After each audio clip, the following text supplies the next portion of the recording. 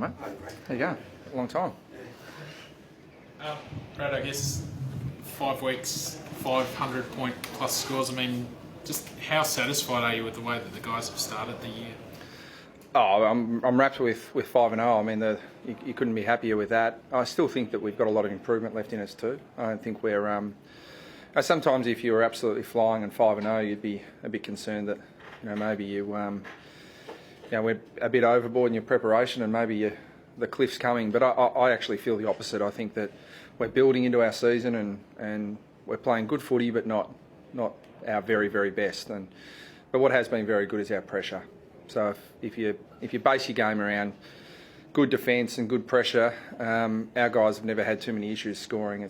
Our issues have really come from leaking too many goals, and even this season we probably conceded too many scores. But tonight I thought was a more balanced performance. So you ran over Freo last weekend. You sort of done the same thing here. Is that something you feel comes from that pressure? Is this just it sort of cracks eventually later on? Yeah, I think that certainly helps in game, but I think over the last couple of years we've worked. Well, over the last 6 years we've had a program that has been building and building, and we really back our endurance. We back our ability late in games, and I think the statistics will validate that in the second half of games across the last 2 or 3 years. So I think that our group's got real confidence in their conditioning, and that's seen us through seasons, and the back half of our seasons have been really good too. So the guys late in games always feel very confident with their run.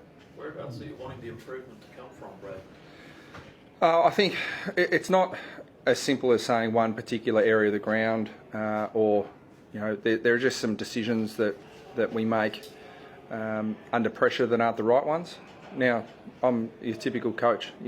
I'm looking for the close to the perfect game, and you're never going to get that. But what has been really consistent has been our effort. So when we get that, we can cover up a few mistakes that we'd made. But defensively, we were better tonight, and we were better tonight than we've been in previous weeks. Brad, the ability to force them to turn over the ball with your pressure was the difference. But the other thing to us who don't see you live, and you hear about the one knock on the Kangas, maybe their foot speed, but when you move the ball like that, you look electric. Yeah, we've never been too concerned with that. It's all very well to have fast players. I mean, you saw Adam Sard. Boomer will be absolutely filthy that someone ran away from him. But I looked at it and thought it was a great chase. He stuck at the chase, and I'm not sure if Adam looked a bit sore after that too. So maybe it took a bit out of him. But I thought it was a super chase.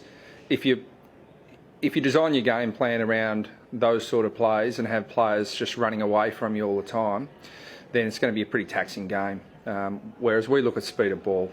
If we can get the ball moving quickly while being able to break out of congestion, I think it's the combination of those two things. So I think sometimes leg speed can be a little bit overrated, but I think what's underrated is our leg speed.